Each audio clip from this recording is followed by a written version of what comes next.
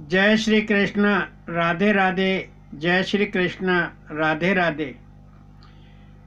मुकुंद माधव जय गोविंद, केशव माधव हरि हरि।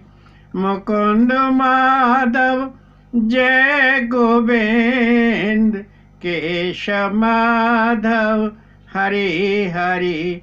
मुकुंद माधव जय गोविंद, केशव माधव हरि हरि। मुकुंद माधव जय गोविंद, केशव माधव हरि हरि। मुकुंद माधव जय गोविंद, केशव माधव हरि हरि। भागवत क्या है? भागवत का मर्म, रहस्य, अर्थ जानना परम आवश्यक है कि भागवत क्या है।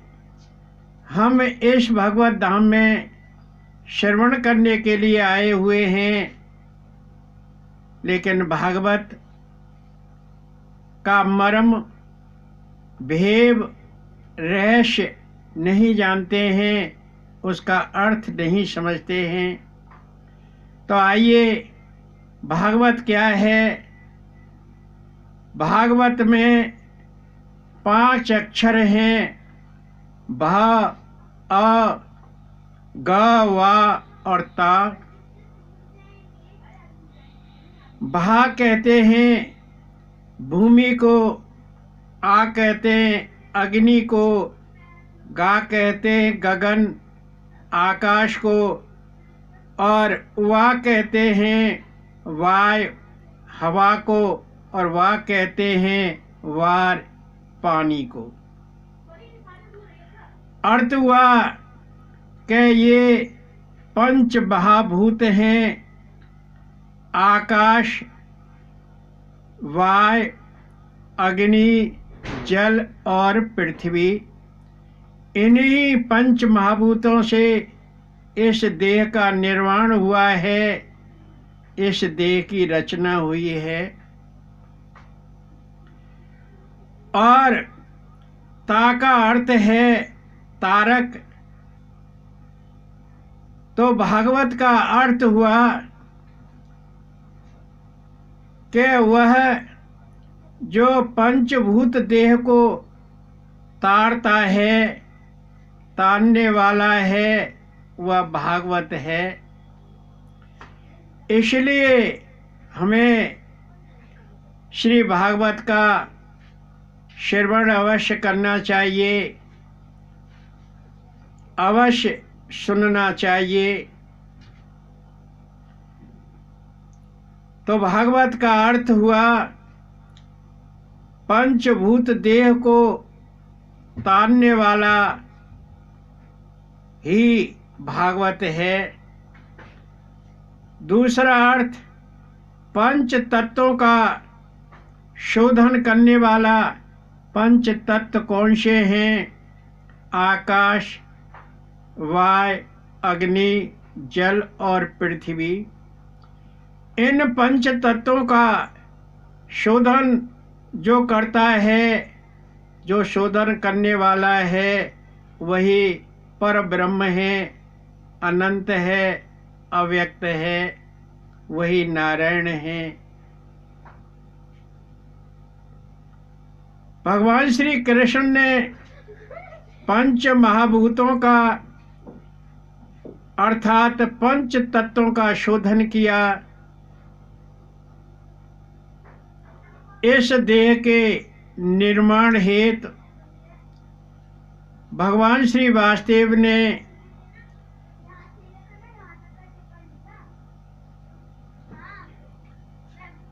तृणावर्त को मारकर वायु का शोधन किया, व्योमासुर को मारकर व्योम का शोधन किया, आकाश का शोधन किया,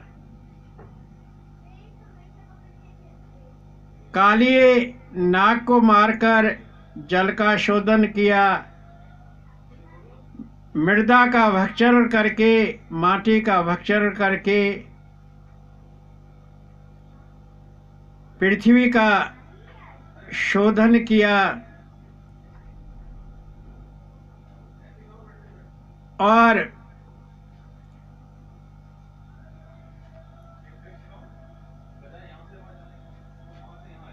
अग्नि का भक्षण करके अग्नि का शोधन किया। भगवान श्री वासुदेव ने पंच तत्वों का शोधन किया।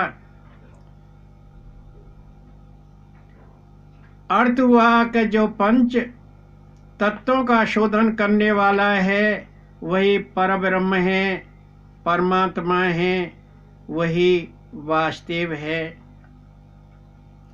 तीसरा अर्थ, जब भगवान श्री वासुदेव अपने परम धाम को जाने लगे तो उस समय वे प्रभास क्षेत्र में भालका तीर्थ के अंदर ब्रह्म नदी, कपिला नदी, हिरण नदी के त्रिवेणी संगम पर एक पीपल के वृक्ष के नीचे बैठे हुए थे। भालका तीर्थ सोमनाथ मंदिर से 7 किलोमीटर दूर है। उनके पास में महर्षि मैत्रेय जी और परम भक्त उद्धव जी बैठे हुए थे। भगवान श्री वासुदेव ने उद्धव से कहा कि उद्धव, मैं अपनी प्रगट लीला को स्मरण करना चाहता हूँ, गोपन करना चाहता हूँ, विलुप्त करना चाहता हूँ। भक्तगणों, लीला 2 प्रकार की होती है, एक अप्रगट लीला और दूसरी प्रगट लीला। प्रगट लीला को व्यावहारिक लीला कहते हैं और अप्रगट लीला को अव्यावहारिक लीला कहते हैं। अप्रगट लीला का दिग्दर्शन कोई भी जीव इस संसार सागर में नहीं कर पाता है। वह भगवान श्री कृष्ण स्वयं ही करते हैं। हम जो श्रवण कर रहे हैं, जिसका दिग्दर्शन कर रहे हैं, वो प्रगट लीला है, व्यावहारिक लीला है, जो भगवान श्री वासुदेव ने इस धरा धाम पर की। तो भगवान श्री कृष्ण कहने लगे, उद्धव, मैं अपनी प्रगट लीला को स्मरण करना चाहता हूँ, गोपन करना चाहता हूँ, विलुप्त करना चाहता हूँ। जब उद्धव ने ये शब्द भगवान के मुखारविंद से सुने तो वह बेहुल हो गया, रोने लगा, उसके टप टप आंसू गिरने लगे। और उद्धव कहने लगा, प्रभु, आप ऐसा मत कीजिए, हम आपके बिना नहीं रह सकते। ये समस्त चराचर आपके सानिध्य में रहा है, आपके साथ हम सब ने भोजन किया है, विभिन्न प्रकार के खेल खेले हैं। यमुना नदी का तट, यमुना का जल, आपके सानिध्य में, आपके खेल को देखने के लिए, रस क्रीड़ा को देखने के लिए ठहर जाता है। वह आपके बगैर नहीं रहेगा। यह रज जहाँ आपके चरण पड़े वह आपके बिना नहीं रह सकती। वृक्ष लता पता जीव जंतु, गोपी गोप ग्वाल वाल, जो भी आपके सानिध्य में रहे आपके बिना नहीं रह सकते। भगवान श्री वासुदेव ने कहा कि उद्धव वह ठीक है, पर अब समय आ गया है कि मैं अपनी लीला का स्मरण करूं। कलयुग आने वाला है और तुम यहीं रहना। तुम भद्रका चले जाओ और भद्रका में जाकर मेरे यशोगान का श्रवण मेरे भक्तों को कराना, जिससे वह मुझे प्राप्त कर सके। उद्धव, ये तुम्हारा अंतिम जन्म है, अब तुम्हारा पुनर्जन्म नहीं होगा। तुम मेरे परम प्रिय भक्त हो। उद्धव बड़ा बेहुल हो गया और भगवान श्री वासुदेव के चरण पकड़ लिए कि प्रभु आप मत जाओ, आप मत जाओ, यहीं रहो। उद्धव ने कहा कि प्रभु मैं आपके साथ चलूँगा, मैं यहाँ आपके बिना नहीं रह सकता।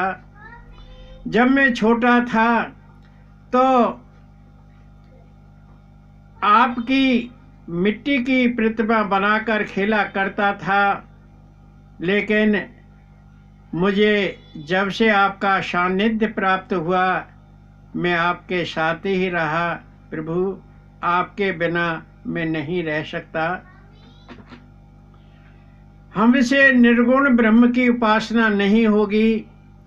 निर्गुण ब्रह्म की उपासना बड़ी दुरूह है, बड़ी दुष्कर है, बड़ी कठिन है। हजारों वर्ष व्यतीत हो जाते हैं परंतु ब्रह्म के दर्शन नहीं होते, क्योंकि हमने सगुण ब्रह्म की उपासना की है। प्रभु आपके साथ हम रहे हैं, खाना खाया है, खेल खेले हैं, आपके साथ गौएं चराई है। प्रभु हमने सगुण ब्रह्म की उपासना की है, आपके बिना नहीं रह सकते। भगवान श्री वासुदेव ने मैत्रेय जी से कहा कि मैत्रेय जी आप मेरे परम प्रिय भक्त विदुर जी को यह उपदेश श्रवण करा देना। जब विदुर जी सुनेंगे तो उन्हें बड़ा संताप होगा, दुख होगा, उनको बड़ी पीड़ा पहुंचेगी। उन विदुर जी को मेरा ये संदेश श्रवण करा देना। और ज्ञानोपदेश देते देते भगवान श्री वासुदेव में से एक ज्योति पुंज प्रस्फुट हुआ और वह इस भागवत में समाहित हो गया। अब हमारे बीच में भगवान श्री वासुदेव सगुण रूप में नहीं है, पर वह शब्द रूप में हमारे बीच में विद्यमान है। वह इस भागवत में शब्द रूप में मूर्तवान है। यह भागवत यह ग्रंथ नहीं, पुस्तक नहीं, पुराण नहीं, उपनिषद नहीं, साक्षात भगवान श्री कृष्ण की शब्दमयी मूर्ति है। हम भगवान श्री कृष्ण का प्रत्यक्ष रूप से दर्शन कर रहे हैं और उनकी कथाओं का श्रवण कर रहे हैं। यह भागवत साक्षात भगवान की शब्दमयी मूर्ति है। इसका दर्शन भी कर रहे हैं और श्रवण भी कर रहे हैं। एक तरफ श्रोता बैठे हुए हैं, एक तरफ वक्ता बैठे हुए हैं। दोनों श्रोता और वक्ता के मुख भगवान की ओर है।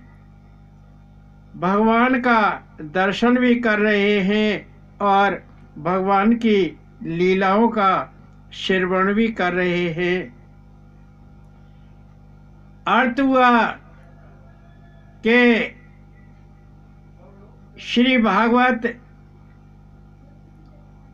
निरी पुस्तक नहीं, ग्रंथ नहीं, उपनिषद नहीं, पुराण नहीं। इस पंचभूत देह को तानने वाली है। इस पंचभूत देह में वह विद्यमान है। इसलिए हमें भगवान श्री कृष्ण का ध्यान नित्य निरंतर अनवरत रूप से सदैव करना चाहिए। वही हमारे दुख, संताप, कलह, कलेश, पीड़ा को नष्ट करने वाले हैं और इस देह को तारने वाले वही भगवान श्री वासुदेव हैं। उनका ध्यान करना चाहिए, उनकी कथाओं का श्रवण करना चाहिए। जय श्री कृष्ण, राधे राधे। जय श्री कृष्ण, राधे राधे।